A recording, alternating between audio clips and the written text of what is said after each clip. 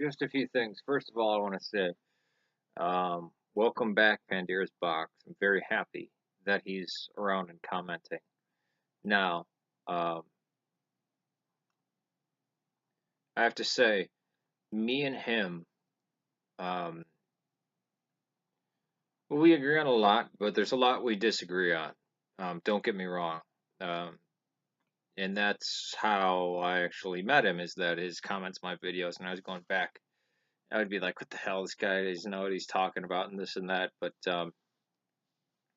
and then we actually started getting to talking, response, and then we talked via the phone. I think there was a time we actually had each other's phone number, or maybe it was over, um, I think it was over Skype. I don't know if Skype's still around. And then over, I think, Hangout for a little bit. But yeah, I guess he's not making videos again, but he's commenting.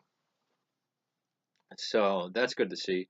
But the thing is with James at Pandirasbox is that he wants to know the truth, right? He might say stuff to provoke people, like he might say stuff that he knows is incorrect, just to trap people. I've seen him do that, which is it's actually very funny, um, because then he can kind of like get the person to, you know, let out enough rope to hang themselves with it because they haven't read anything, they don't care. But he actually does read the church fathers. He has read the church. I shouldn't say just the church fathers. Earlychristianwritings.com. You know all that stuff where it has Gnostic, it has the Apocrypha, it has um, and when I say Apocrypha, I mean non-canonical writings that the church still wrestled with whether they should accept it. Um, Shepherd of Hermas, the Infancy Gospels. I don't see the Infancy Gospel of Thomas as being Gnostic. I see it as being very Jewish. The descriptions that we get from some of the church fathers about the Gnostics depends on which church father is talking about it, and they are slanderizing these people. They are putting them down, right? So it's almost the offhand comments are the better ones, because the Judaizers, there was a faction that got all mystical, right? And that's the what gets called the Cerinthian type of stuff. But the Alkazite, Nesrine, or yeah, there's a couple groups called the Nasari, the Nasrine. One of those groups today is the Mandaeans, which is very weird. And they have a cross, even though they claim not to believe in Jesus or Paul. Um, and then, I mean, their symbol is a cross with a cloth over it. That's a very common Protestant symbol almost, and they have like a crown of thorns, but they claim not to believe in Jesus or whatever. Um, the Ebionites and the Ebionites, Al-Kazai, and the Nasrini groups, are they all the same group? No, but are they necessarily people may call the same group different things, but even then they said, these Ebionites, some of them have this Gospel of Matthew. It's different from ours. I'm unsure of that, and I just lost a contact,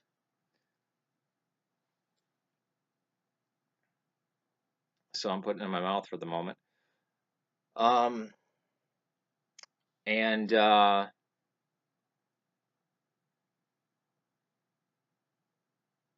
But then some of them don't have the virgin birth, right? Some of them have copies without the virgin birth.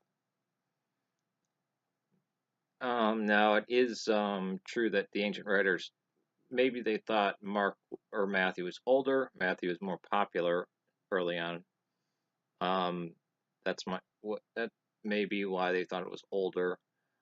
Um, but the idea that it's older is a later on idea. Hell our word for God, Gert, means to call out, right? That's where we get the word God from Old Germanic. Hell is a goddess from Norse mythology. Our expression "go to hell" is telling, go to her, basically, like she's like the Cerberus or the Chiron. Well, not the Chiron, the Cerberus of um of the underworld, right? What the etymology of her name is doesn't really matter.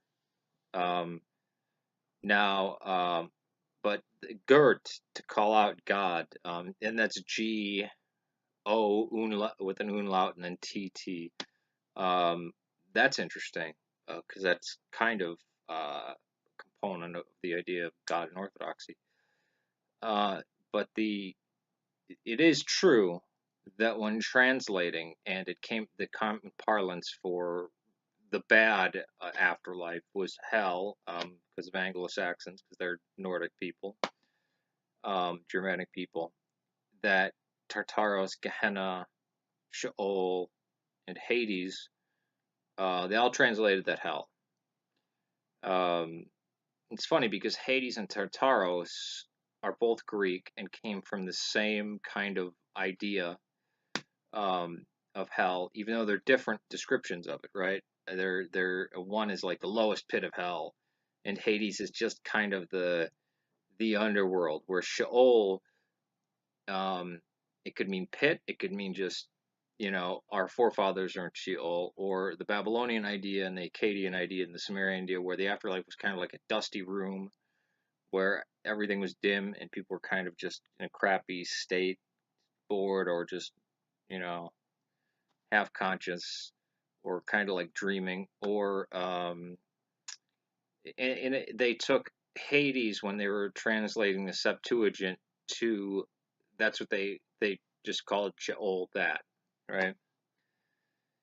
So Sheol could mean a couple things. It means the pit, but then in concept, right? And then you have Gehenna, which is a garbage dump at the time of Christ, but it's also um, a place where children were burned alive for Moloch, right? This evil criminal thing. And me and James would both agree on this. I don't know how he came to this conclusion, but I believe that them passing children through a fire was kind of just a purification thing. They didn't kill the children, but it obviously turned into human sacrifice, and they did actually kill infants as sacrifices, as human sacrifices.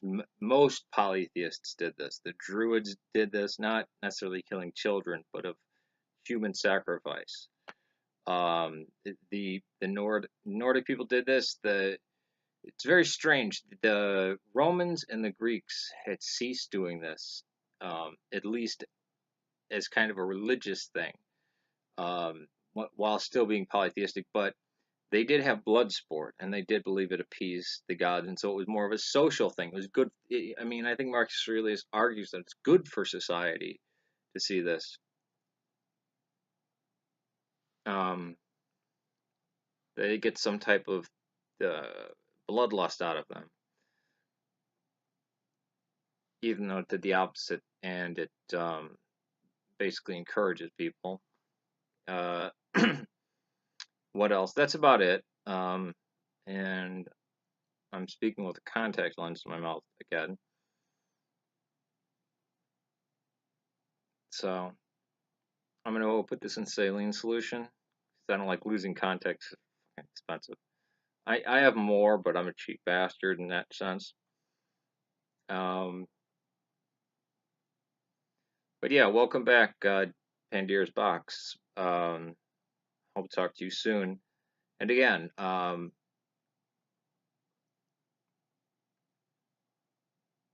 he is somebody who I can vehemently disagree with, yet still be like,